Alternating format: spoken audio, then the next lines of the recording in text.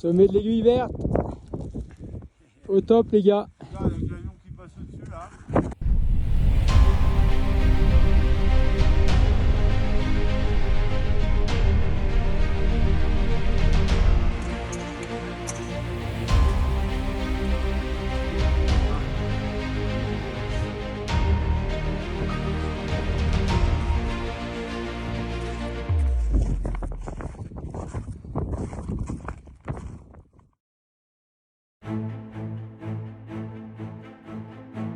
L'Aiguille Verte, appelée simplement la Verte à Chamonix, est un des sommets mythiques des Alpes.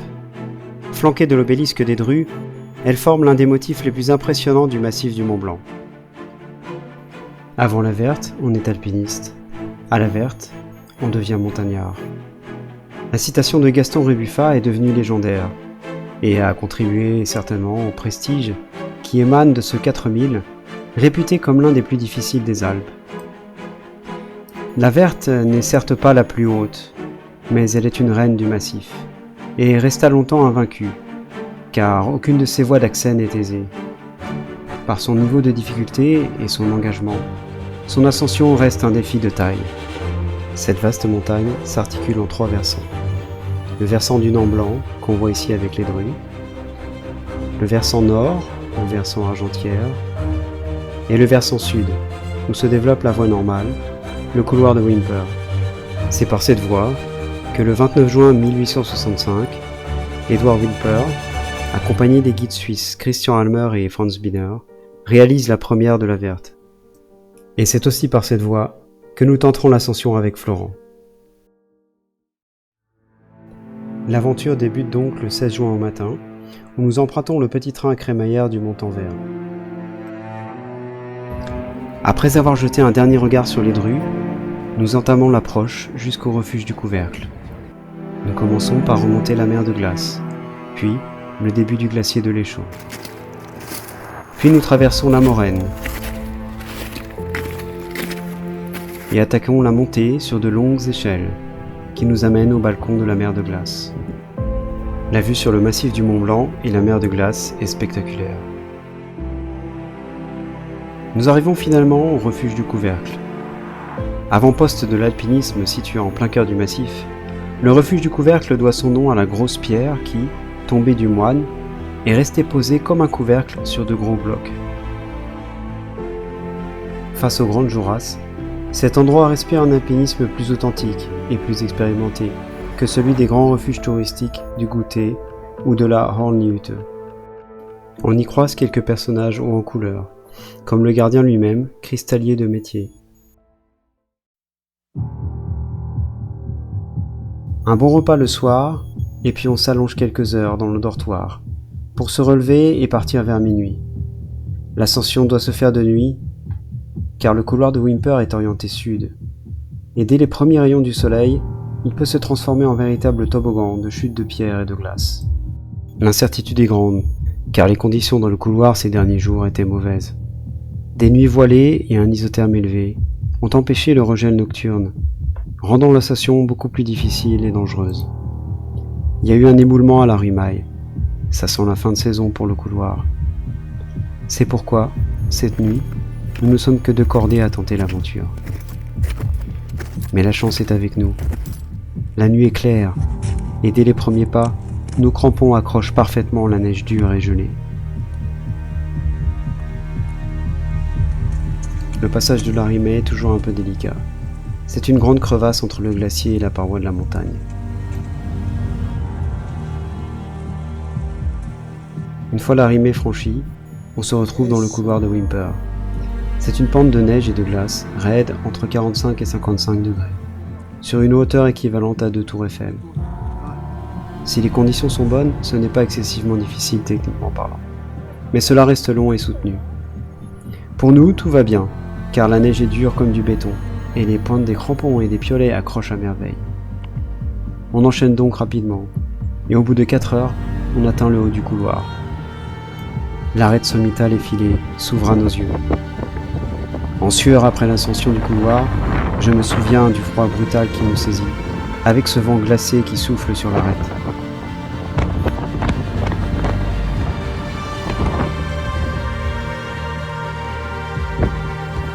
Et puis c'est fait. Nous sommes au sommet, en moins de 5 heures depuis le couvercle, et en avance sur le lever du soleil. Nous patienterons presque une demi-heure dans le froid pour le voir. Au top les gars.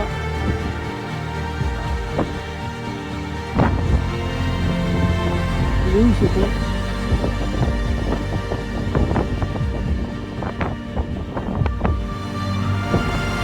Merci Florent pour ce grand moment.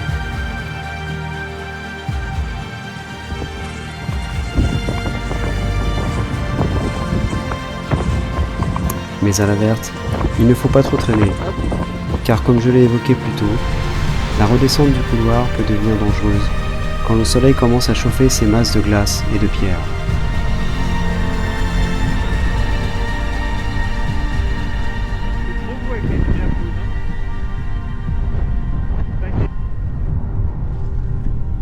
Alors que le soleil se lève à l'horizon, nous réempruntons la magnifique arête que Clément filme de manière spectaculaire depuis sa GoPro.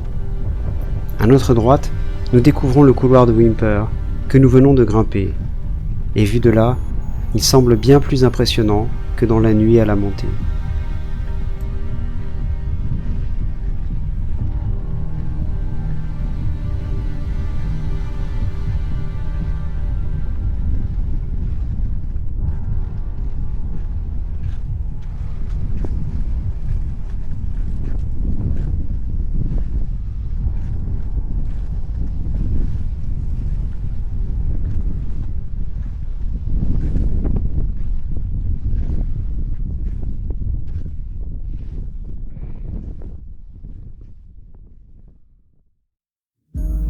Pour descendre le couloir, il nous faut maintenant enchaîner une douzaine de rappels de 60 mètres sur différents relais.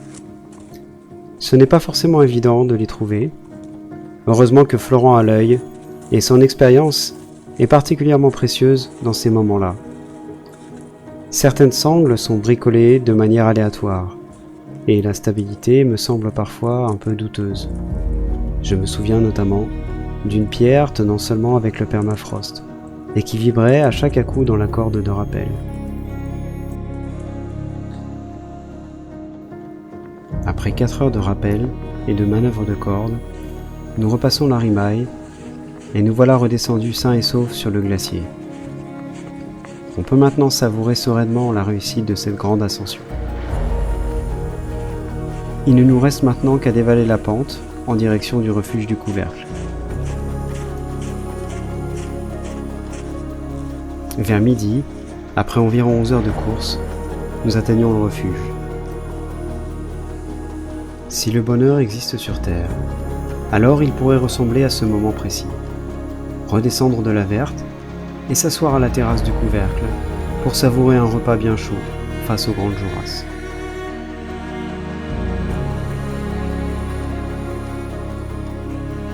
Nous resterons encore le soir au couvercle pour enchaîner le lendemain avec une dernière course. L'ascension de l'évêque, un sommet à 3500 mètres près de l'aiguille du Moine, non loin du refuge. Après une approche sur le glacier et dans un couloir de neige, ce sont quelques belles longueurs d'escalade en 5B5C, dans des fissures et un cadre grandiose pour atteindre le sommet. Joli.